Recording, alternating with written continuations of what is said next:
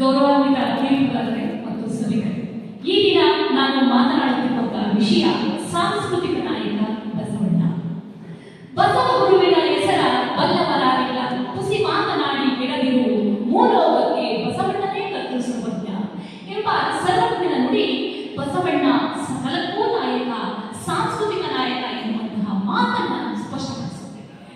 ಸಾಮಾಜಿಕ ನ್ಯಾಯದ ಹರಿಕಾರನಾದಂತಹ ಬಸವಣ್ಣನವರನ್ನ ಕರ್ನಾಟಕದ ಸಾಂಸ್ಕೃತಿಕ ನಾಯಕ ಅಂತ ಹೇಳಿ 2024 ಜನವರಿ 18ರಂದು ನಮ್ಮ ಕರ್ನಾಟಕದ ಮುಖ್ಯಮಂತ್ರಿಯವರು ಘೋಷಣೆ ಮಾಡಿದ್ದಾರೆ.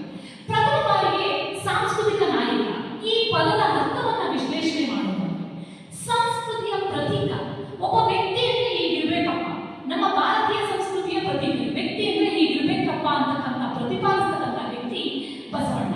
ಅದೇ ರೀತಿ ಸಾಮಾಜಿಕ ಸರ್ವ ಸ್ತರದಲ್ಲೂ ಕೂಡ ಸಮಾನತೆಯನ್ನ ತರದಕ್ಕೋಸ್ಕರ ಜಗತ್ತನ್ನ ಬದಲಾಯಿಸಲು ಹೊರಟಂತಹ ವ್ಯಕ್ತಿಯೇ ಸಾಂಸ್ಕೃತಿಕ ನಾಯಕ. ಬಸವಣ್ಣನವರನ್ನ ಸಾಂಸ್ಕೃತಿಕ ನಾಯಕ ಅಂತ ಕರೆಯಬೇಕಾದ್ರೆ ಅವರು ಮಾಡಿದಂತಹ ಹಲವಾರು ಮಹತ್ ಕಾರ್ಯಗಳು, ಹಲವಾರು ಸಮಾಜ ಸುಧಾರಣೆಗಳು ಕಾರಣವಾಗಿವೆ.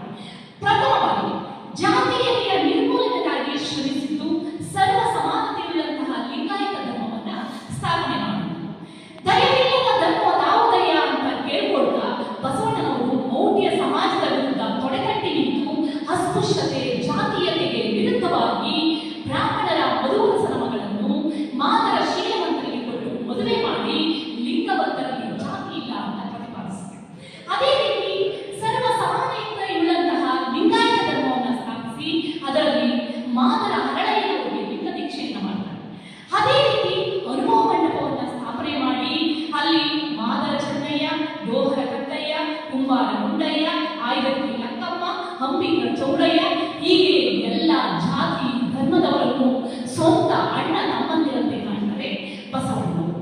ಇವನಾರವ ಇವನಾರವ ಇವನಾರವನೆಂದೆನಿಸಲಿದಯ್ಯ, ಇವ ನಮ್ಮವ ಇವ ನಮ್ಮವ ಇವ ನಮ್ಮವನೆಂದೆನಿಸಯ್ಯ, ಕೂಡಲ ಸಂಗಮ ದೇವ ಎಂಬ ಮನೆಯ ಮಗನೆಂದೆನಿಸೆಯ ಎಂದು ಹೇಳುವ ಮೂಲಕ ಸಮಾಜದಲ್ಲಿ ಏಕತೆಯನ್ನ ತರೋದು ಮೂಲಕ ಜಾತೀಯತೆಯನ್ನ ನಿರ್ಮೂಲನೆ ಮಾಡಬಹುದು ಅಂತ ಸಾರ್ಥ ಬಸವಣ್ಣನವರು. ಇನ್ನ ಲಿಂಗ ತಾರತಮ್ಯದಲ್ಲಿ ನಾಯಕರಾಗಿರುವವರು ಬಸವಣ್ಣನವರು. ತನ್ನ ಚಿಕ್ಕಂದಿನಲ್ಲಿಯೇ ಉಪನಯನದ ವೇಳೆಯಲ್ಲಿ ಅಕ್ಕ ನಾಗಲಾಂಬಿಕೆಗೆ ಜನಿವಾರ ಯಾಕೆ ಇಲ್ಲ ಅಂತ ಪ್ರಶ್ನೆ ಮಾಡ್ತಾರೆ. ಅದಕ್ಕೆ ಅದು ಧರ್ಮವಾಗಿಲ್ಲ ಅಂತ ಉತ್ತರಿಸಿದ್ರು. ಇದಕ್ಕೆ ಬೇಸತ್ತು ಇಂತಹ ಒಂದು ಮೇಲು ಕೀಳಿನ ವ್ಯವಸ್ಥೆ ನನಗೆ ಬೇಡ ಅಂತ ಮನೆಯನ್ನು ತೊರೆದು ಕೂಡಲ ಸಂಗಮವನ್ನು ಸೇರ್ತಾರೆ ಬಸವಣ್ಣನವರು.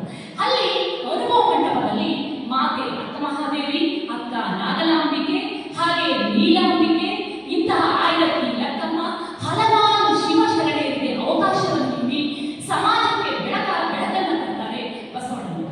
ಅದೇ ರೀತಿ ಲಿಂಗಾಯತ ಧರ್ಮದಲ್ಲಿ ಹೆಣ್ಣಿಗೂ ಕೂಡ ಲಿಂಗ ದೀಕ್ಷೆಯನ್ನು ಮಾಡೋದ್ರ ಮೂಲಕ ಸ್ತ್ರೀ ಮತ್ತು ಪುರುಷರಲ್ಲಿ ಮೇಲು ಕೀಳು ಇಲ್ಲ ಅನ್ನೋದನ್ನ ಪ್ರತಿಪಾದಿಸ್ತಾರೆ ಬಸವಣ್ಣನವರು.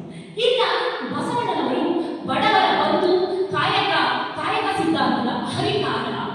ಬಡವರ ಬಂಧು ಅಂದಾಗ ವಿಜ್ಞಾನ ಆಸ್ಥಾನದಲ್ಲಿ ಬಸವಣ್ಣನವರು ಕರಡಿಗನಾಗಿ ಸೇರ್ಕೊಂಡಿರ್ತಾರೆ. ಆ ಸಂದರ್ಭದಲ್ಲಿ ಬಡವರ ಮೇಲೆ ವಿಧಿಸುತ್ತಿರ್ತಕ್ಕಂತಹ ಕರಬಾರದ ಬಗ್ಗೆ ಅವರು ಚಿಂತಿಸ್ತಾರೆ. ಸೊ ಈ ಒಂದು ಮೇಲು ಕೀಳು, ಬಡವ ಶ್ರೀಮಂತ ಅಂತಕ್ಕಂತಹ ಮೇಲು ಕೀಳನ್ನ ಹೋಗಲಾಡಿಸೋದಕ್ಕೆ ಶ್ರೀಮಂತರಲ್ಲಿರ್ತಕ್ಕಂತಹ ಅಧಿಕ ಸಂಪತ್ತನ್ನ ದಾಸೋಹ ಅನ್ನೋ ಕಾರ್ಯಕ್ರಮದ ಮೂಲಕ ವಿನಿಯೋಗಿಸೋದಕ್ಕೆ ಅಲ್ಲಿ ಒಂದು ವ್ಯವಸ್ಥೆಯನ್ನ ಮಾಡ್ತಾರೆ. ಅದೇ ರೀತಿ ಬಡವರನ್ನ ಕೆಳ ಸ್ತರದಿಂದ ಮೇಲೆತ್ತಲು ಕಾಯಕ ಸಿದ್ಧಾಂತವನ್ನು ಪ್ರತಿಪಾದಿಸ್ತಾರೆ. ಜೊತೆಗೆ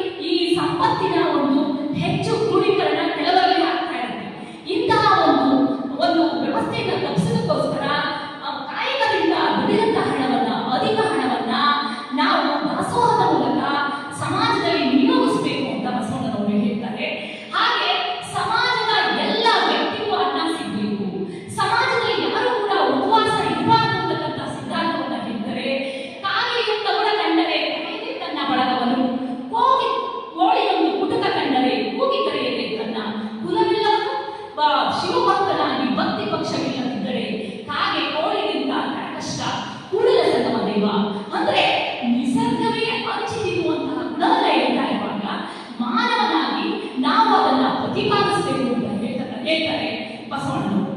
ಅದೇ ರೀತಿ ಅನುಭವ ಮಂಟಪ ಎಂಬ ಮಹಾಮನೆಯ ಸ್ಥಾಪಕ ನಾಯಕ ಬಸವಣ್ಣ. ಸರ್ವ ಸಮಾನತೆಯನ್ನ ಬಯಸಿದಂತಹ ಬಸವಣ್ಣನವರು ಇಡೀ ಪ್ರಪಂಚದಲ್ಲೇ ಪ್ರಪ್ರಥಮ ಬಾರಿಗೆ ಸಂಸತ್ತಿನ ರೀತಿಯಲ್ಲಿ ಅನುಭವ ಮಂಟಪವನ್ನ ಸ್ಥಾಪಿಸ್ತಾರೆ.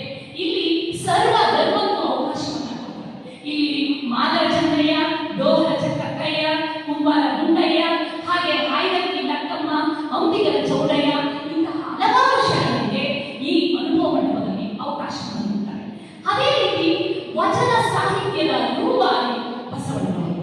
ಮೊದಲ ಬಾರಿ ಶ್ರಮಿಕ ವರ್ಗ ವಚನ ಸಾಹಿತ್ಯ ಕ್ಷೇತ್ರಕ್ಕೆ ಪ್ರವೇಶ ಮಾಡುತ್ತೆ.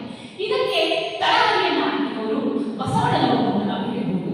ಹಾಗೆ ಶುದ್ಧಿ ಅಶುದ್ಧಿಗೆ ಒಂದು ವ್ಯಾಖ್ಯಾನವನ್ನು ಕಲಬೇಡ, ಕೊಲಬೇಡ, ಬಿಸಿಯ ನುಡಿಯಲು ಬೇಡ, ಮುನಿಯಬೇಡ, ಅಂದಿರಿಗೆ ಅಸಹ್ಯಪಡಬೇಡ, ಇದೇ ಅಂತರಂಗ ಶುದ್ಧಿ, ಇದೇ ಬಹಿರಂಗ ಶುದ್ಧಿ. ಅಂದ್ರೆ ಕೇವಲ ಒಡೆಯಲ್ಲಿ ಮುಳುಗಿ ದೇವರ ಪೂಜೆಯನ್ನು ಮಾಡೋದು ಶುದ್ಧಿ ಅಲ್ಲ ಅಂತಕ್ಕಂಥದ್ದು ಇವರ ವ್ಯಾಖ್ಯಾನ.